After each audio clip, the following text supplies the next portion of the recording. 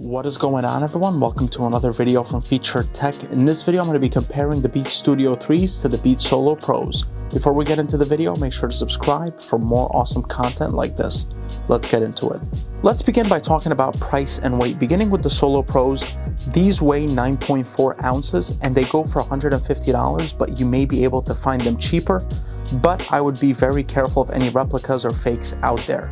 Moving on to the Studio 3s, they weigh 9.2 ounces, so they're 0.2 ounces lighter than the Solo Pros, and they go for $200 currently on Amazon.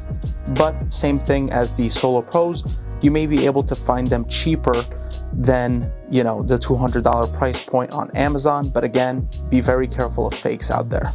Next, let's talk about comfort and material. Beginning with the Solo Pros, these are on-ear headphones, which means the ear pads or the ear cushion sits on top of your ear when you're wearing them, which makes it a little less comfortable than, the Studio 3s, which are over ear. And that means that they can fit your entire ear inside, and they actually sit over your ear. And that makes it for a much more comfortable listening experience when you're using these headphones. Now, as far as material, both of these headphones are made out of matte plastic. As far as flexibility, both of these headphones are very flexible, as you can see with the Solo Pros and the Studio 3s. And they both fold the same way, which is inside just like this. Same thing with the Solo Pros. And there you go. So both of them fold the same way. Now, they do not twist back and forth like left and right. It's only folding inward, and that's it. Moving on now to active noise cancellation. Both of these headphones do feature noise cancellation, but I will give the advantage to the Studio 3 headphones because they are over-ear headphones. Therefore, because they are covering your whole ear, they're able to tune out the sound a little bit more better than the Solo Pros, which are on-ear. Let's now talk about battery life. Now, both of these headphones do have the same exact battery life, which is 22 hours with active noise cancellation or 40 hours without any active noise cancellation or transparency. They also do feature fast charge, which is for 10 minutes of charging them, you get 3 hours of battery life. Let's talk controls. Beginning with the Studio 3s, what I like about these controls and what I think made them age well is how seamlessly integrated they are within the headphone. And what I mean by that is that you have no clue the controls are there. There's no buttons sticking out, but you know that above the B is the volume up, pause and play for the B itself, and then the volume down. And then down here, you have a place for your auxiliary cable. And then on the other side, you have a place for your micro USB input to charge the headphones. And then finally, this button right here has multiple functions, which is to turn on the headphone on and off. And then you have your active noise cancellation toggle switch. And finally, if you just tap on it once, you can check your battery status as well. Now, moving on to the Solo Pros, you have very similar controls. You have your volume up on the other side, volume up, pause and play, volume down. And then right here, you have a place for your lightning cable to charge the headphone.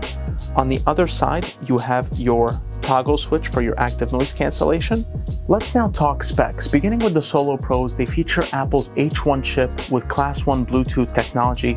Now with the Studio 3 headphones, they feature Apple's W1 chip with Class 1 Bluetooth technology as well. Now the difference between the H1 chip and the W1 chip is that the H1 chip has 30% lower latency, as well as a more seamless connectivity between devices than the W1 chip. Now, I did encounter some issues with these headphones that I would like to talk about. Beginning with the fact that the Solo Pros, you have to turn them off by folding them in. There's no physical button that you can use to turn on and off the headphone, which is just really annoying. The other thing is, I wiped clean these headphones 5 minutes ago. And after a few minutes of use, as you can see, it's already bombarded with my fingerprints all over. And it's just disgusting.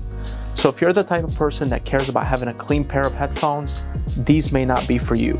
And then finally with the Solo Pros, I did have to reset them 3 times. 2 times because I had issues with my mic, And then the third time is because I was hearing staticky noise when I was trying to listen to my music. Moving on to the Studio 3s, I didn't really have many issues with it because I did purchase it used a couple months ago. But the main issue I encountered with the Studio 3s is the fact that the ear cushions, when I got it, the original ear cushions from Beats were just absolutely ripped to shreds.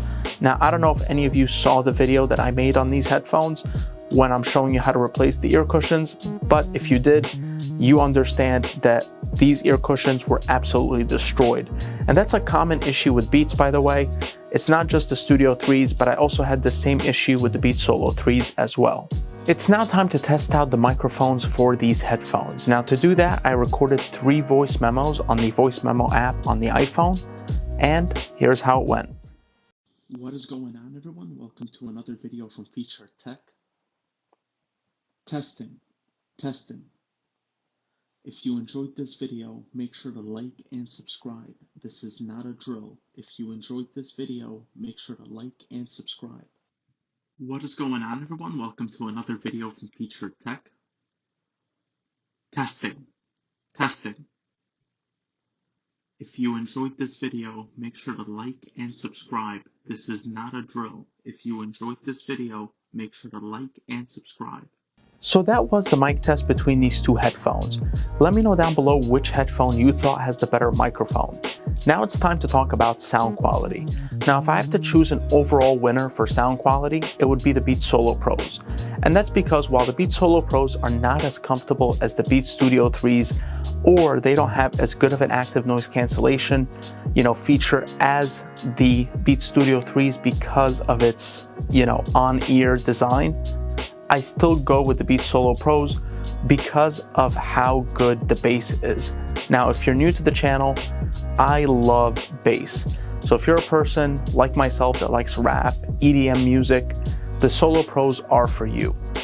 But at the same time, I'm not saying that the Studio 3s are bad at all. In fact, they're very good, but I'm saying if you care about bass and if you care about having a lot of bass in the songs that you're listening to and you want to hear them properly, the Solo Pros are for you. So this was my comparison video between the Beats Studio 3s and the Beats Solo Pros. Hope you enjoyed the video. If you did, make sure to like and subscribe. It definitely helps out the channel. And if you have any questions, leave them down below. Hope you have a great day. Take care.